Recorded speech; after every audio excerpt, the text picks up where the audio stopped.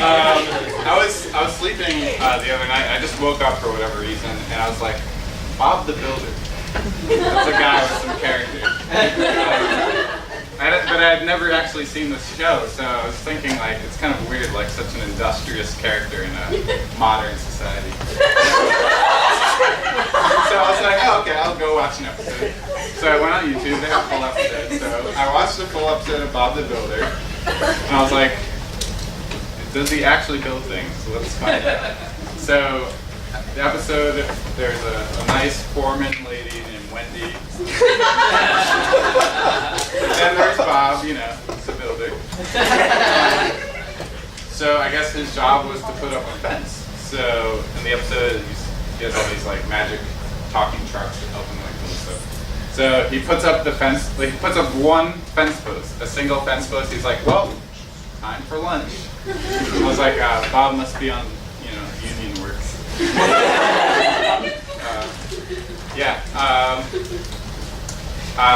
Not to criticize like a couple thousand years of uninterrupted civilization and culture, but isn't like the Chinese zodiac of the dragon like a bit unfair?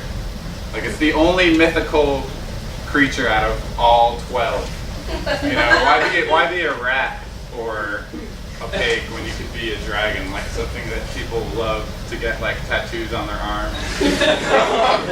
You know, featured on the logo of Mortal Kombat, you know. Why be a pig or a rat, you know, spread disease? But apparently they're good at like lasting friendships. Let's see. I was at Nut Pub the other day. I go there a lot. So yeah, Nut Pub. So I usually get like the same kind of thing, but lately I've been trying to like branch out a bit more and try some new things. So I noticed in the seafood section, there's 3 dishes that are of particular interest. One is called Shrimp Delight. That's kind of nice, right? Like, delight. And then the next one is Shrimp in Love. It's getting a little bit more serious. And then the third one is Shrimp Honeymoon. I'm like, oh, congrats, guys. Got a love story while trying to order some food. But I really like this idea. I want to continue it a bit more and have like, you know, shrimp and a kid. Shrimp been married for 6 years and sleep facing opposite sides.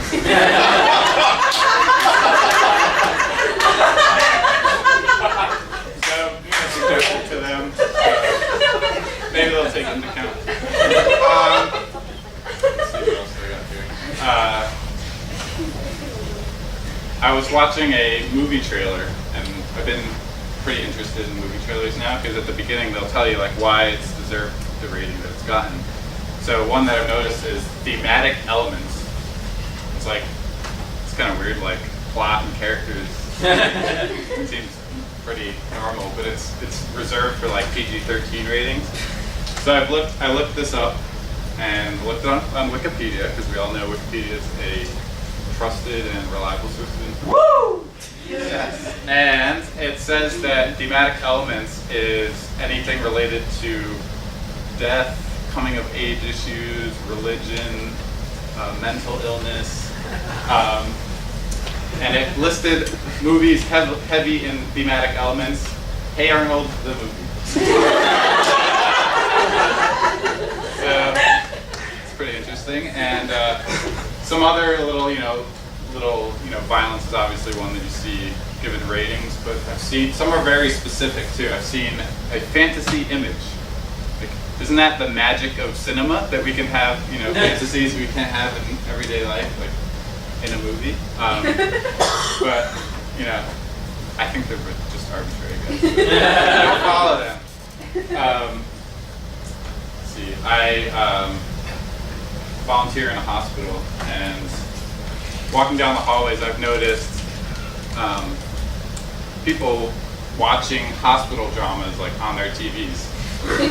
Like, aren't you a little sick of the hospital? People usually don't like to be in hospitals, let alone like watch it on TV. And most of these programs revolve around like life or death situations. Like, oh my God, the patient, we don't know what he has. He may pass. They discuss back and forth. So I don't know why someone would put themselves in that kind of stressful situation. My theory is that they want to feel like the equipment that they have in the room around them is famous because they're seeing it on the TV too. Like, oh my God, the EEG machine, it's the same one, Johnny, look. It's famous, we're famous, we're living the life. One thing to leave you with before we do some more improv is a little question. Do people who believe in reincarnation say YOLO? We may never.